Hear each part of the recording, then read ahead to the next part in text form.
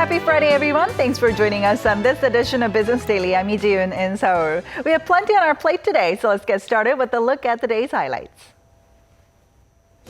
Korea's economy grows 0.8% in the second quarter, but the outlook remains gloomy for the third quarter amid lingering economic uncertainties. As President Park Geun-hye leaves for Russia today to attend an economic forum, we take a look at what will top the agenda at this year's Eastern Economic Forum. These stories and more coming right up. The Korean economy posted slightly improved growth in the second quarter, but concerns linger about the strength of the economy, with GDP growth remaining stubbornly low. Our Kim Min-ji starts us off.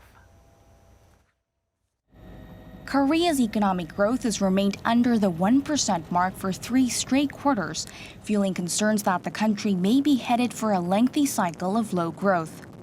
The Bank of Korea says the country's GDP rose 0.8% in the April to June period from the previous quarter. It's modest but better than the first quarter, which saw growth of just 0.5%. Second quarter growth was mainly led by a rise in private consumption. Spending contributed 1.2 percentage points to GDP growth, a turnaround from the negative 0.2 percentage point in the first quarter. In fact, private consumption was up 1% on quarter, in contrast to a drop of 0.2% in the first 3 months of the year. Investment in construction jumped more than 3%, while facilities investment was up 2.8%. But the outlook for growth down the line remains murky, with the Bank of Korea revising down its forecast for this year to 2.7% in July. We think that the growth momentum will continue to show some recovery. However, industrial restructuring and also a slow pace of the developments in the global demand, as well as there is some concern left with the Brexit uncertainties, will pose some downside risk to Korea's economy. The central bank has kept its key rate at a record low of 1.25% since June, and the government has also drawn up an extra budget, leading analysts to believe the BOK may wait to gauge the impact of these expansionary measures before opting for another rate cut, possibly in the fourth quarter. Kim Min-ji, Business Daily.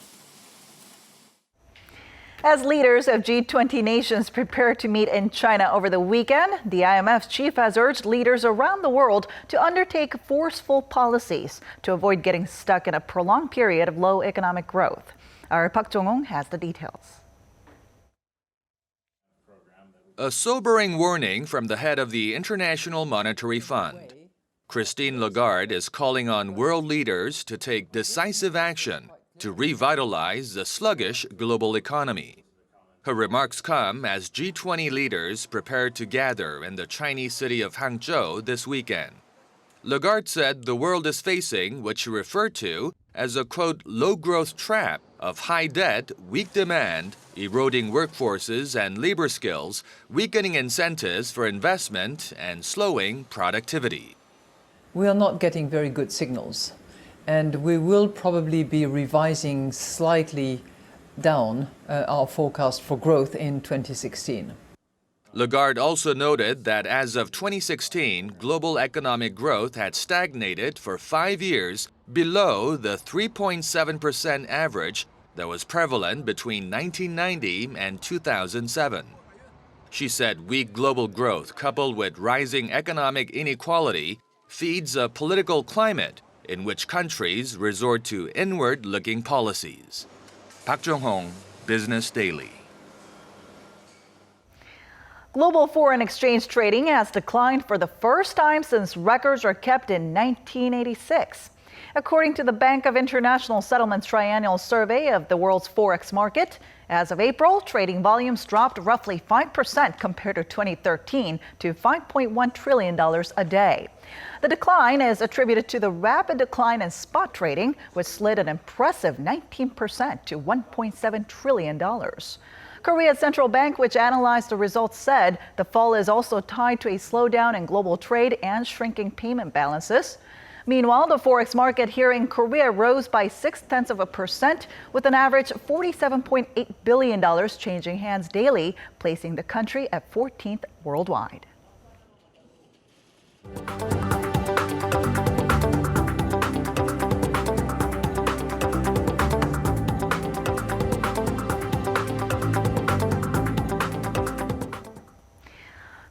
will pour more than 65 trillion won, or 58 billion US dollars, into the economy next year, with 3 specific goals in mind: boosting exports, supporting SMEs, and reviving local economies. At a joint briefing on Friday, government agencies said they have earmarked $540 million for export growth, up 43% from this year.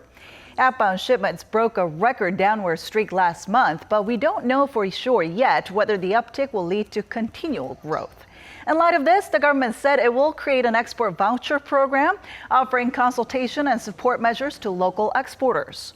For SMEs, $7.2 billion will be set aside, with a quarter of that going to startup support. Some $50 billion, the bulk of the budget, will go to job creation, urban development projects, and improving transportation networks nationwide. The Global Tech Consumer Gala IFA kicks off in Berlin on this Friday. Along with CES in Las Vegas and the Mobile World Congress in Barcelona, IFA is considered one of the top 3 tech and home appliance exhibitions. Organizers say this year's main themes are Internet of Things, virtual reality, 3D printing, and smart networking. Korean tech giants Samsung Electronics and LG Electronics will be pitching their latest innovations at the show. More than 1,800 exhibitors will pack into the Berlin Expo Center City, a 26-building complex covering 170,000 square meters. Unlike CES, IFA is open to the public, and admission is expected to top last year's draw of about 240,000. The exhibition runs through Wednesday. Now, as commonly said, Korea rose from the ashes following the Korean War, turning into an economic powerhouse over the decades. It's also the first country to transition from being an aid recipient to a donor, with its official development assistance, or ODA, increasing 10% annually for the past 5 years. With that, our Lee Joo-young takes a look at Korea's ODA history and challenges ahead. Life back in the 1950s in Korea would have been full of hardships, a battle for survival in a country torn apart by 3 years of civil war, plagued by poverty, illiteracy, and a lack of infrastructure. But less than 4 decades later, Seoul managed to change its narrative from being one of the poorest aid recipients to a rising donor. To join in on global efforts to achieve sustainable growth, Seoul's foreign ministry, along with Korea International Cooperation Agency, or KOICA, hosted the 10th annual ODA International Conference. The theme this year revolved around inclusiveness, with an emphasis on the empowerment of girls. And hence the focus of UNFPA, the United Nations Population Fund, to really make sure that we focus on this very young 10-year-old, 10, 12-year-old girl, that if we get it right for that girl, we get it right for the world. Providing quality education and healthcare for young women has been one of Korea's top priorities, dedicating a substantial amount of its ODA to those fields. In terms of total funds, a record sum of $2.3 billion has been set aside for next year, up about 1.2% from this year. KOICA says Korea harnesses various development systems and experiences that can contribute to the economic growth of developing nations. Compared to other advanced nations, the sum we provide is smaller, but instead, our development experience and escape from poverty, coupled with rapid democratization, have gained favor among developing countries. Despite the massive progress made, experts say Korea still has much to learn. There's a lot to learn from more advanced donor countries, and we should also work towards reaching the standards set by international organizations like the UN or the OECD DAC. We can't do well alone. Only when people see our aid as being moral, effective, and in accordance with norms can we be appreciated. Transparency of how funds are allocated is also said to be crucial in gaining trust from both the Korean public and the government, so that long-term assistance can be provided where it's needed. Lee Joo-young, Business Daily.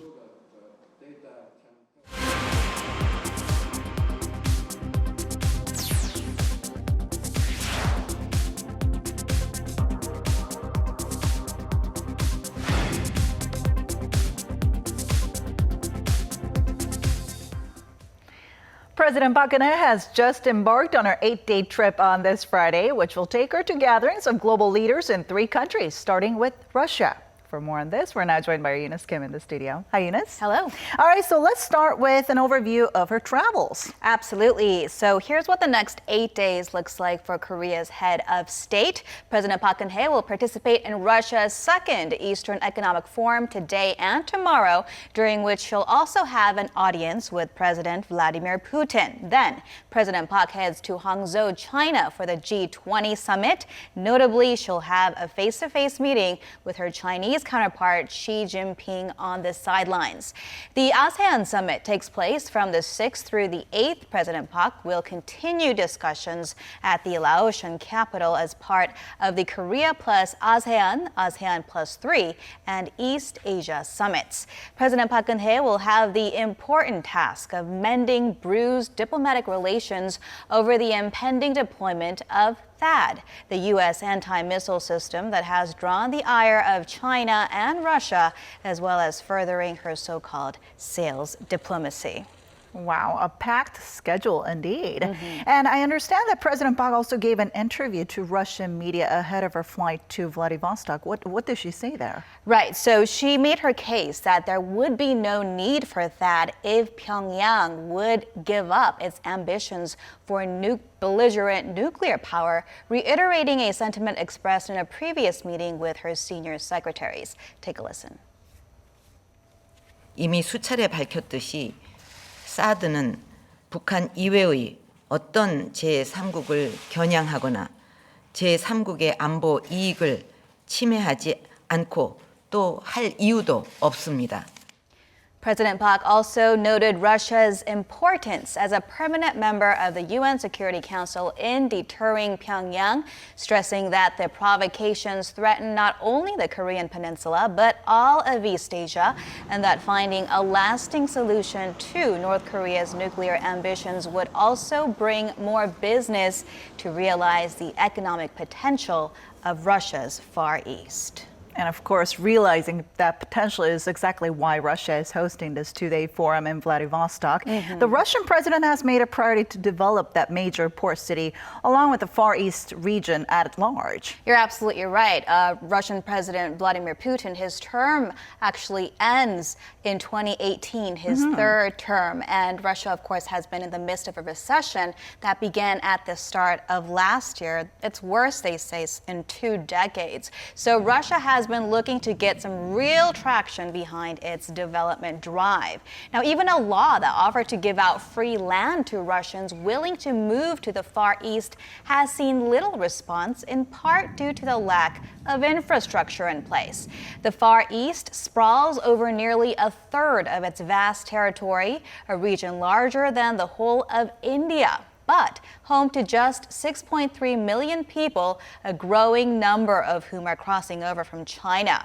It's land that's believed to hold large deposits of natural resources like gold, titanium, and coal. So Moscow is turning to Asian countries to help lay down the needed infrastructure and trade in light of the West's cold shoulder following Russia's annexation of Ukraine's Crimea. So it launched the Eastern Economic Forum this time last year to keep this conversation going on the business opportunities in combination with incentives already in place like infrastructure subsidies, a $24 million Far East Development Fund, and free ports in the region, including Vladivostok.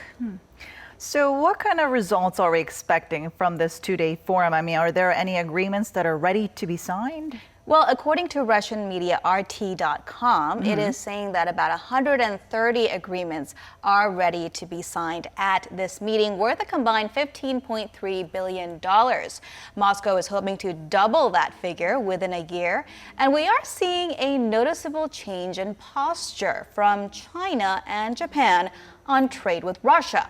A bulk of that engagement is coming from neighboring China, with whom trade in the first half of this year expanded by more than $31 billion, or 1.8% year on year.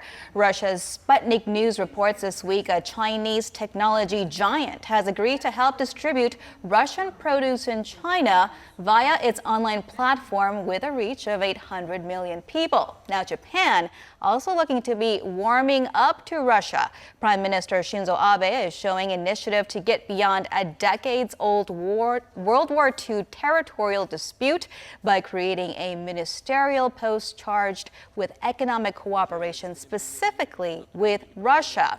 Japan also been moving to host President Vladimir Putin by the end of this year.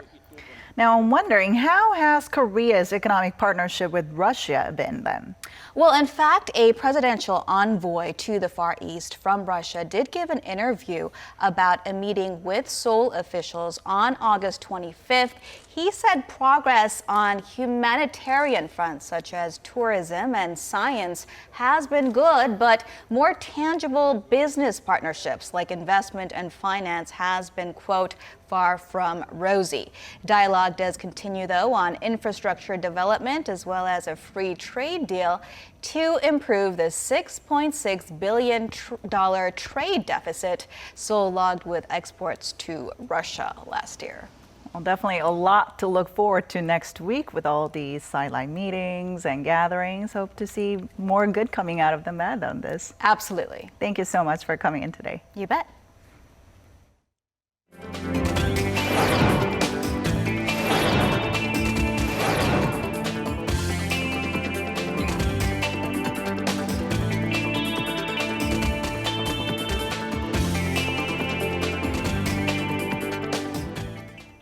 And that wraps it up for today and this week. Thanks so much for watching and have a great weekend.